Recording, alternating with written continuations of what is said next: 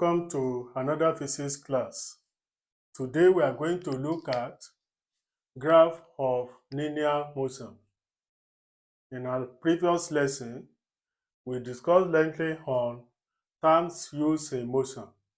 Now we want to look at how we can use graph to represent those terms. The first one we are going to look at is distance-time graph, followed by displacement-time graph. And the last one is velocity-time graph. Now, let's take them one after the other. Distance-time graph. This one will be divided into two. Let's call this one A for uniform speed. For uniform speed.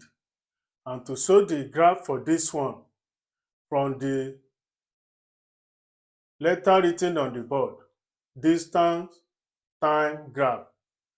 So to draw this one for uniform speed, here distance will be on the vertical axis, d in meter, and time will be on horizontal axis. The unit for distance is meter, and the unit for time is seconds. Now, once it is distance-time graph for uniform speed, mind you, in our previous lesson, we define uniform speed at the rate of change in displacement, that is the rate of change in displacement when the rate of change of displacement is constant, then we have uniform speed. So to have uniform speed, it means as the time is increasing, distance also will be increasing. So we are going to have this particular line now will represent uniform speed. Now, the question on this one is that the physical quantity under the slope of this one, when you say the slope or the gradient, so the physical quantity under the slope of this one, the physical quantity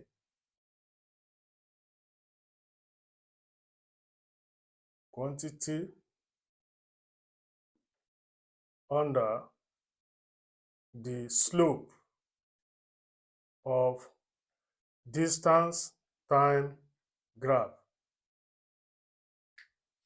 Since distance and time were involved, and from what we have learned before, distance, the quantity that had that formula, that is speed, is equal to distance over time taken. This quantity that had this formula, distance over time taken, is speed. So the slope, the physical quantity under the slope now be equal to speed. That's speed. That is the physical quantity under the slope, or we can call it gradient as the language we use in mathematics, but here now we call it slope. The part B of it, that is for non-uniform speed, but not uniform, or you call it variable speed. This one will occur when the rate of change in distance is not constant. Here now, the rate of change in distance is constant. That is, when you consider the time distance is increasing, time also is increasing. In case of this one, we are going to have the graph like this. This is distance in meter, time in second, then show the origin. So since it is not uniform or it is variable, so it can be like this. That's so that the speed is not uniform or is variable. So that's how the graph will look like. We can also find the slope. Just take any target and you draw your straight line like this to touch that target. Then form your right angle triangle. So the slope also still the same. That is, the slope under the graph for non-uniform speed or variable speed is still the same thing as speed, because the quantity that under this slope is the same thing, distance against time. Speed have that quantity, distance against time. So the quantity remain the same, speed. And for this one, you can now say where d is distance and t is time taken. Time taken. Time graph. Now, for displacement time graph, this one also will be divided into two. A for uniform velocity, and the other one B for non-uniform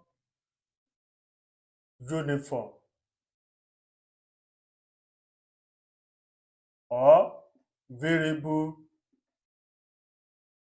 velocity. Now for uniform velocity, mind you, the only difference between the first one we've done is this one is displacement time graph. And don't forget from our former lesson, velocity is displacement over time taken. That is why, but the other one is distance time graph. I mean, speed is distance over time taken. So, using that analogy now, then we can now say that the graph for this one, d in meter, t in seconds, so the origin 0, 0. Then, once it is uniform, don't forget we've defined uniform velocity as the rate of, when the rate of change of displacement is constant. That is, displacement will increase, time also will increase at the same interval. Then we have uniform velocity. So it will give us a straight line graph like this, and this line is uniform velocity. And for uniform velocity also, unlike the case of distance time graph for uniform speed, then the quantity under the slope of this one, since velocity is displacement over time taken, the quantity under the slope, the quantity under the slope of displacement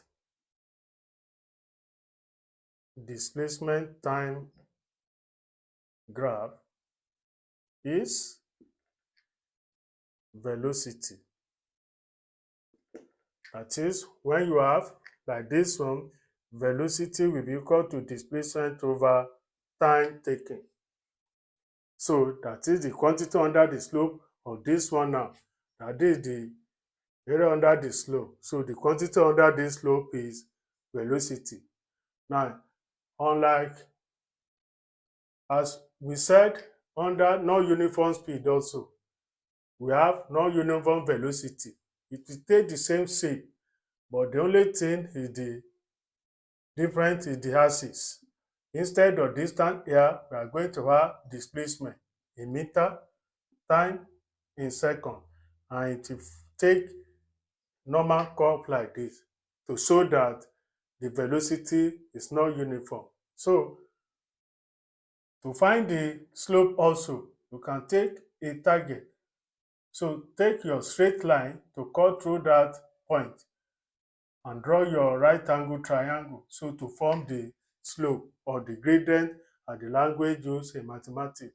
So the slope under this one now also is the same thing as velocity, but the d here, where d here will be equal to displacement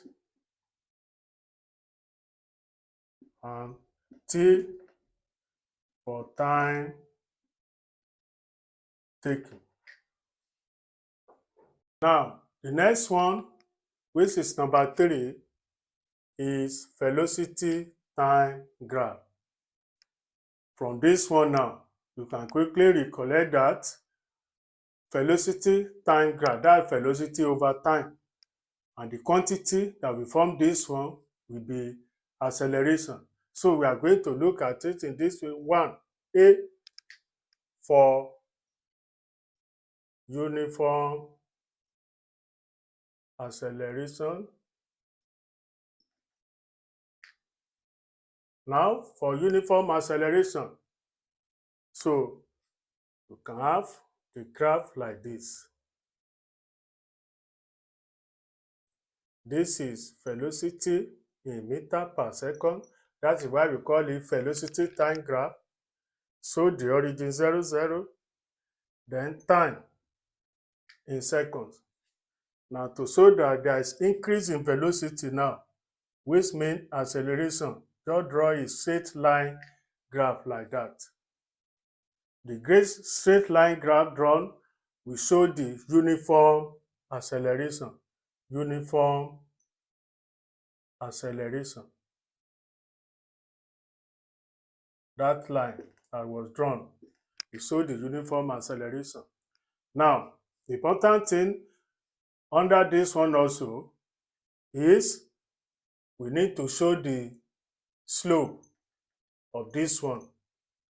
And since this one is velocity against time, then the quantity under the slope, that is when you have slope of this one now, that will be delta V over delta T, that is increase in velocity over increase in time. So the quantity under the slope now, the quantity, that is the physical quantity under the slope,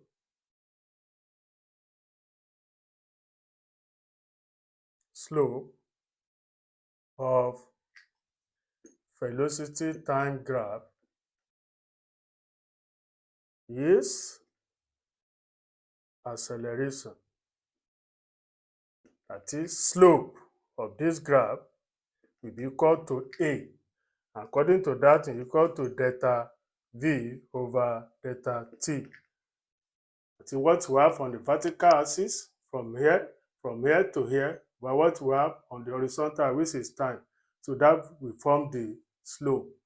Then the second aspect, which is B part. B part of this one will be for non-uniform, or call it variable acceleration.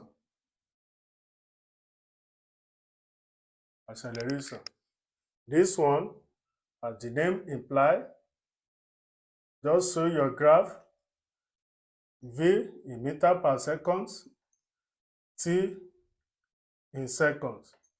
Now to show that this one is variable acceleration, so you can now draw something like this, just to tell us that the acceleration is not uniform. And we can still show the slope.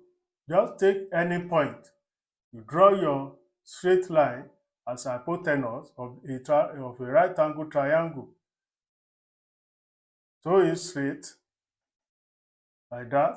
So the quantity under this one, under this slope also, under this slope is the same thing as this one, because this one is uniform while this one is not uniform. By the time you take this target, this point now, and you find the slope of the gradient also, the quantity under the slope also will still give us acceleration. Now, still under velocity time graph,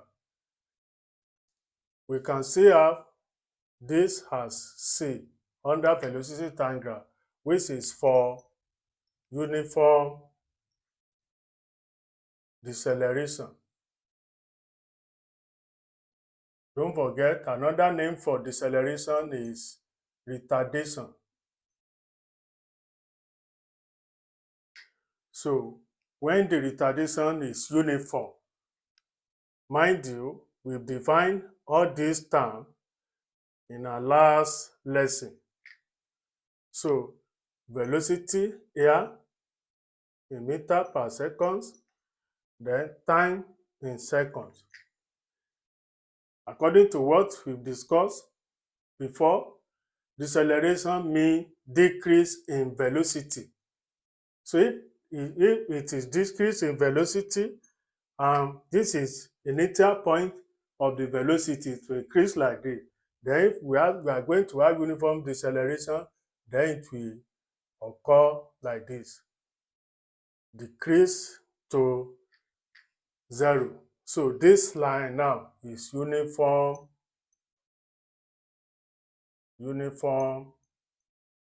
deceleration. Uniform deceleration or retardation. And the slope under this one also, the quantity under this one, the quantity under the slope for uniform deceleration, under the slope of uniform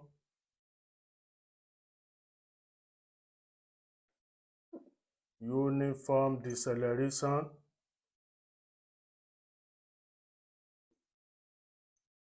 is deceleration or retardation.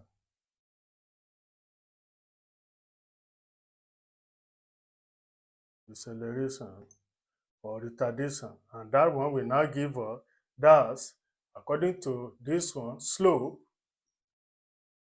will be equal to the V over the T.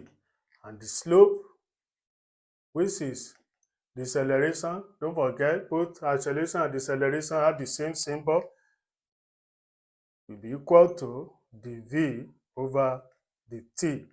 That's the slope under this one too. It means once we have uniform deceleration, we can also have non-uniform deceleration, which we found the part C for non-uniform deceleration or non-uniform deceleration.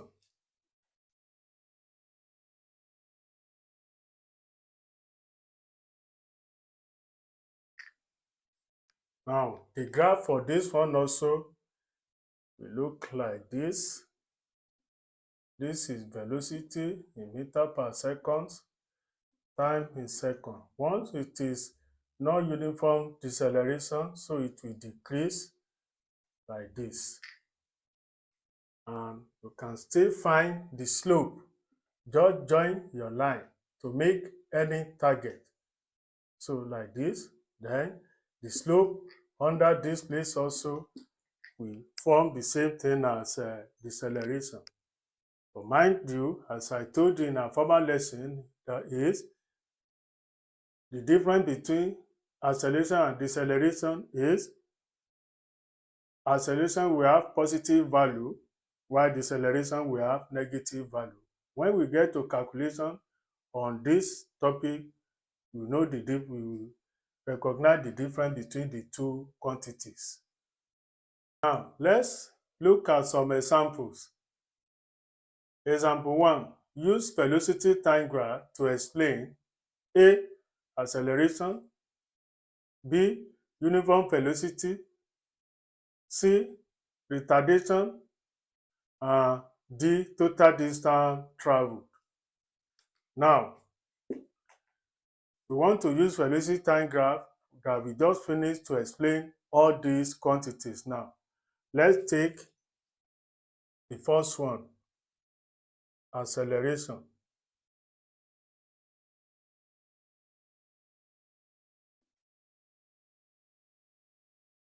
The question says we should use velocity time graph. Show your velocity time graph. That is, on the vertical axis, you have your velocity in meter per second. On the horizontal axis, we have your time in seconds. Show the origin. Now, to show that this one is acceleration, then you need to draw a line to show that the velocity is increasing. So, may I draw this line to show the velocity is increasing now? We've answered the first question. This is acceleration now. The first question has been answered. Now, to answer the second one, which is uniform velocity, this one is A, B now, which is uniform velocity. Uniform velocity. To use velocity time graph to answer this one, just first show your axis. Velocity in meter per second. The axis is very, very important. The origin must be shown. Then time in seconds. Now the question says uniform velocity. It means, note this one, when an object is moving with uniform velocity, there is no increase or decrease in acceleration. So we have it like this. This is for uniform velocity. So you write it on it. Uniform velocity. There's no increase or decrease in velocity. So it means the acceleration at this particular point for this object is equal to 0. No increase or decrease in velocity. So acceleration is equal to 0. So you can call it either uniform velocity or constant velocity. Any language they use there, just make sure that the acceleration at that particular point is equal to 0. That is for B. Now, you take note of something the other time. From this question, the question says we should use velocity time graph. That is why velocity is here, time is here.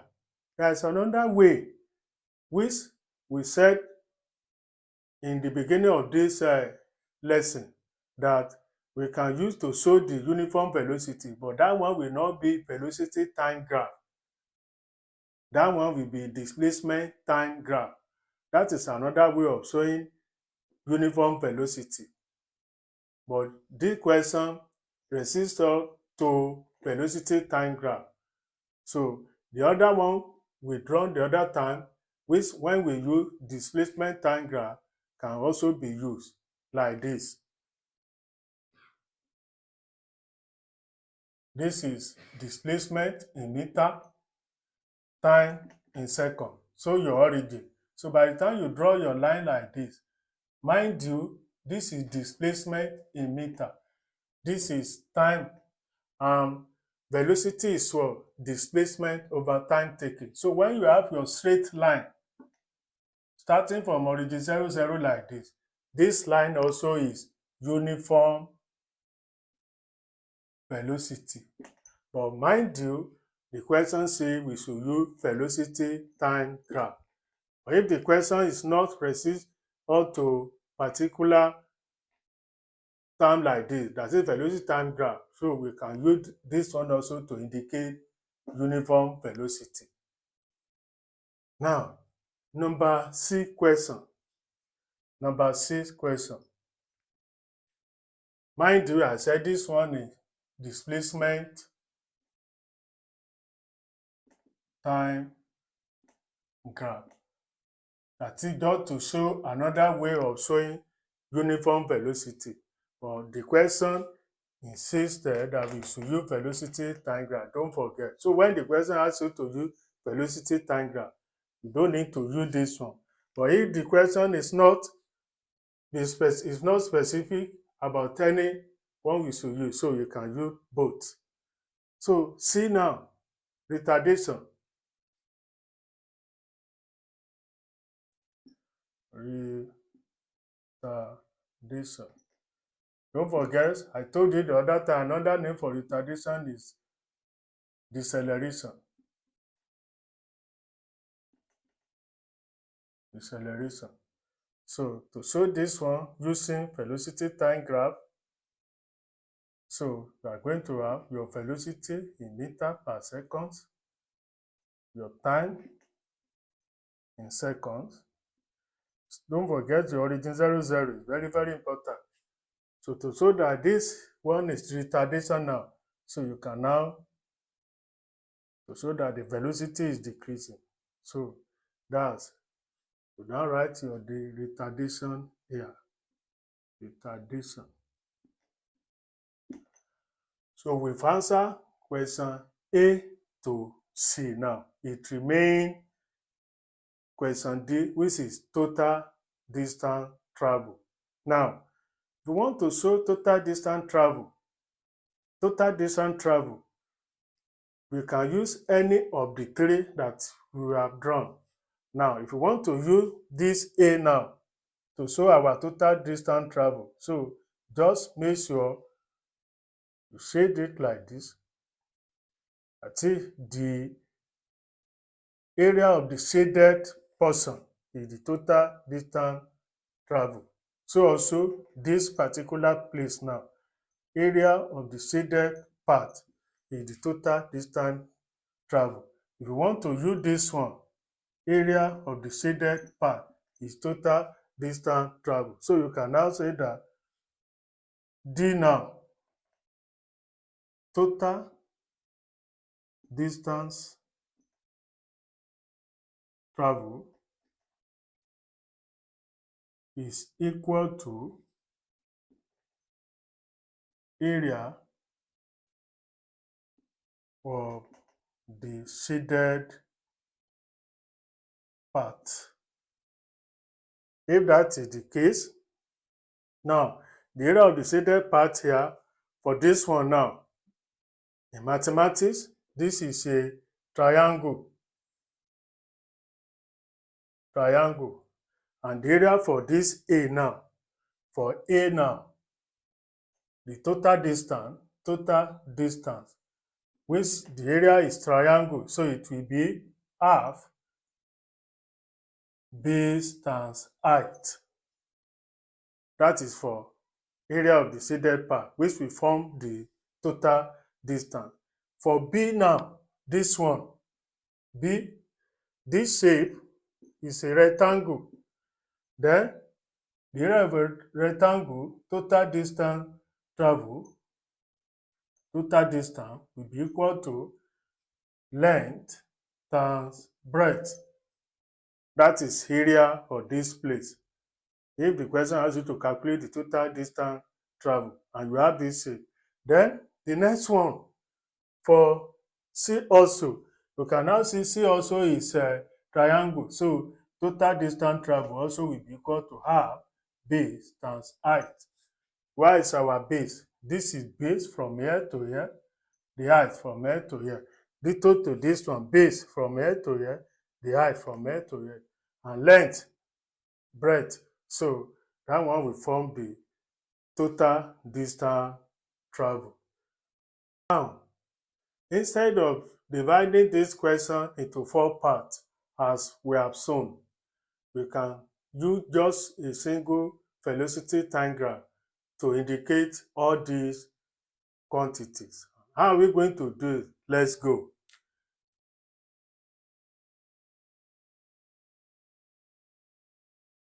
This is velocity, because the question says velocity time graph.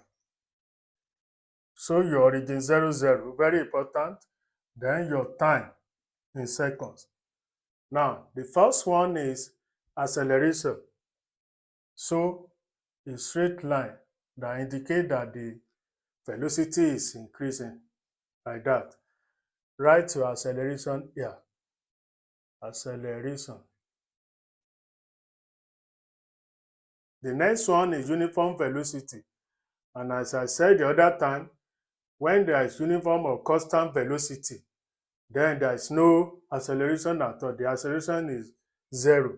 So you can now indicate it like this. This is uniform velocity. Now, from here to here, there is increase in velocity. The next one is retardation or deceleration. They are so that there must decrease in velocity. So your decrease in velocity like this is deceleration. So, according to the question, retardation. So we've shown 3 out of 4 now. It remains total distance. Now, to show total distance, you can now tell us that the area of this shaded part, tell us that total for D now, total distance travel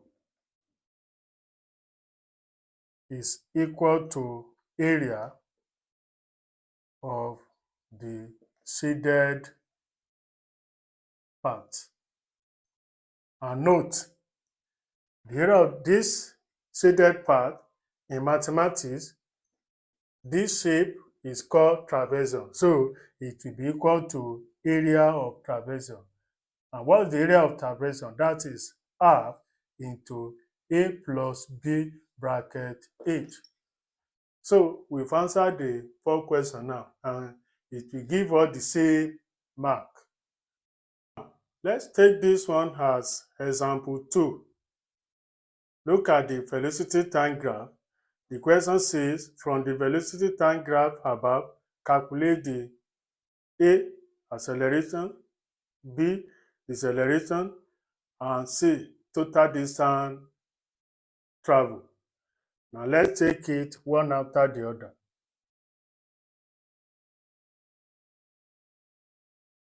The first one, acceleration.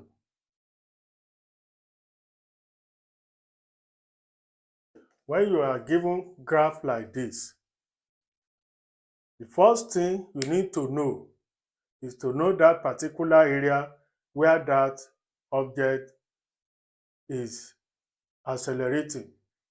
Now, from the question on the board, when you say acceleration, then there must be increase in velocity.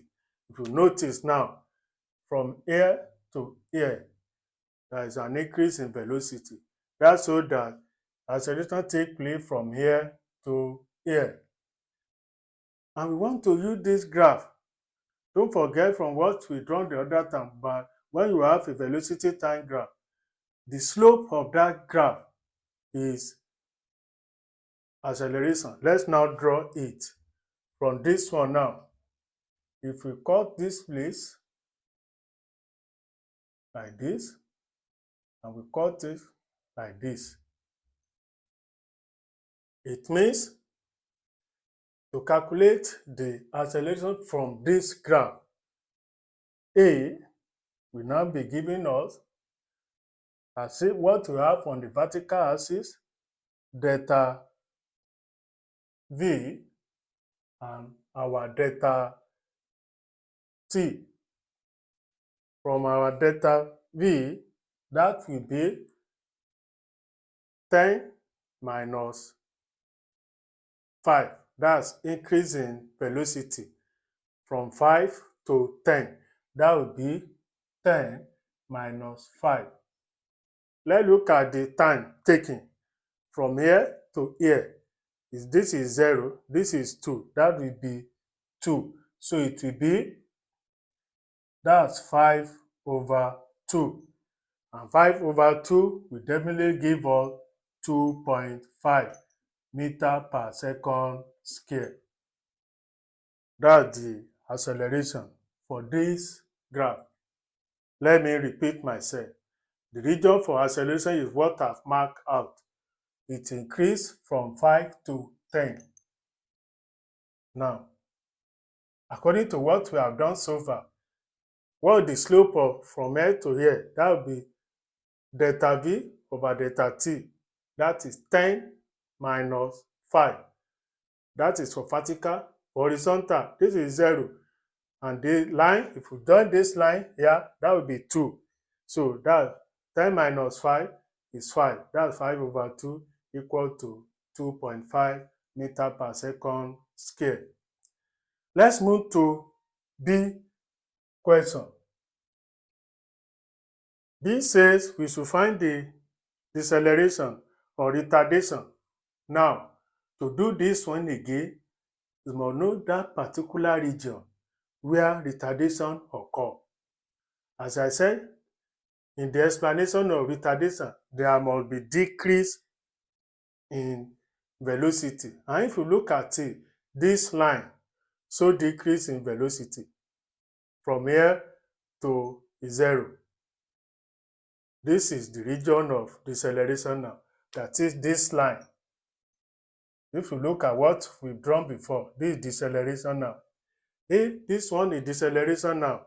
Now, the same formula, the same symbol, that will be delta V over delta T.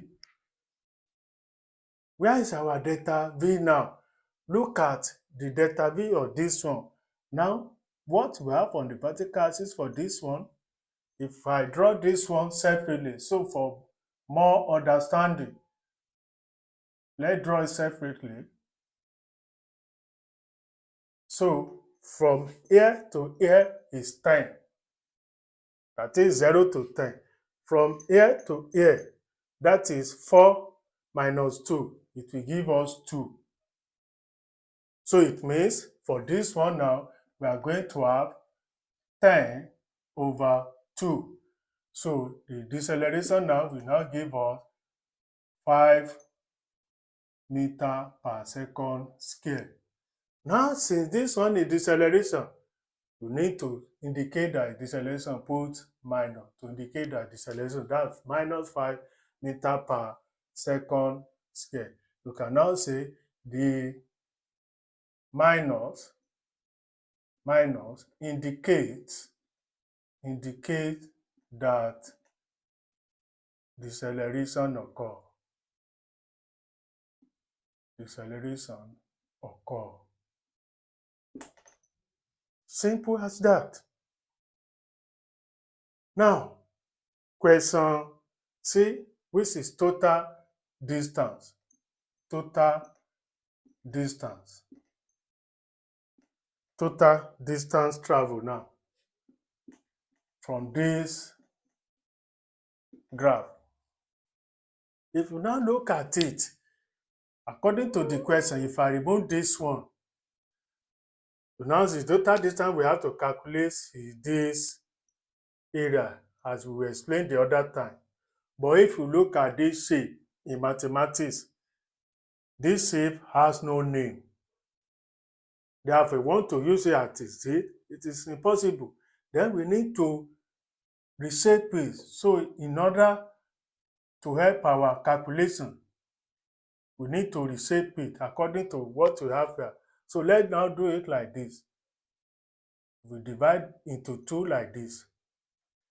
Now, if you look at this part, call this one A, call this one B. If you look at this part now, in mathematics, this is a pure trapezium. Look at this part B, this is a triangle. Now, to find the total distance travel now, what we are going to do now is that we find the area of trapezium plus area of triangle that we now add together. So it will give us our total distance covered. Now, let's take it one after the other for region A now, which is trapezium. So we now say distance travel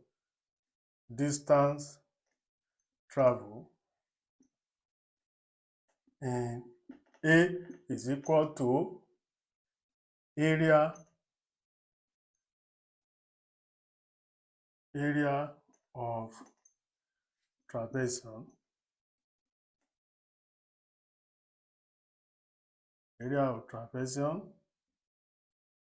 which is equal to half into A plus B bracket H. Now, to identify our A, that is mathematics purely. That is when you have a trapezium, there must be two parallel lines. The two parallel lines, the shorter one is A, while the longer one is B. Let me draw out the trapezium for A now, so that we can quickly identify what we are trying to explain.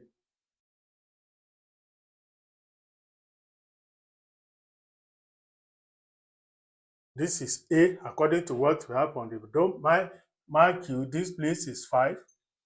If you look at it, trace it to this place will be 10. So if that is the case, as I said, the two parallel lines now, this place is parallel to this place. It means from this question now, our A will be 5 from here to here. Our B will be equal to 10.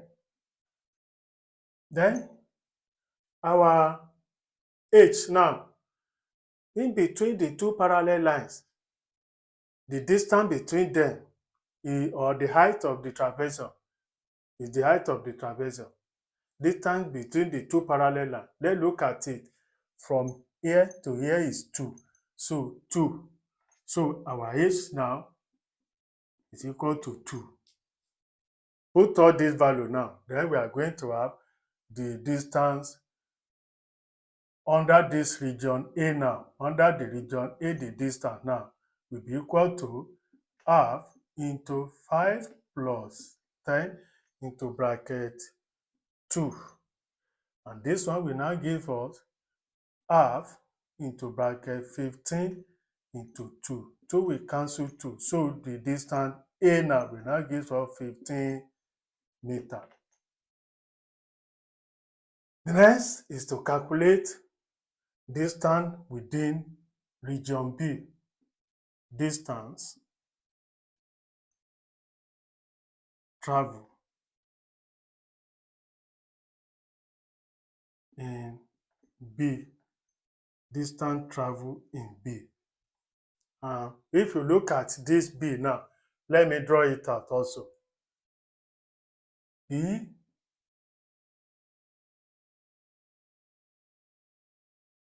now, from here to here is 10. And from here, the difference between this place and this place, 4 minus 2, that is 2.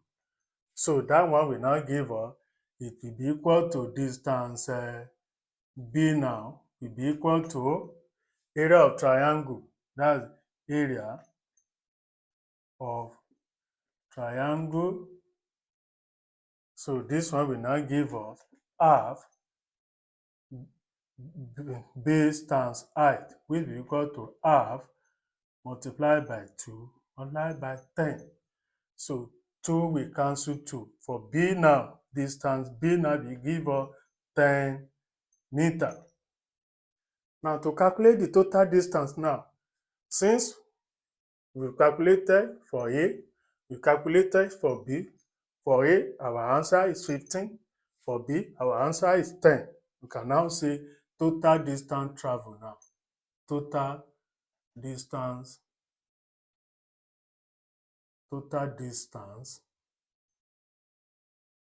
travel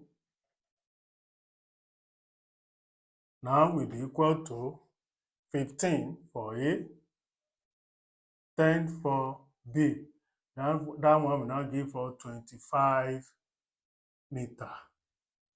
That's it. Now, according to the calculation, 25 meters will be the total distance travel.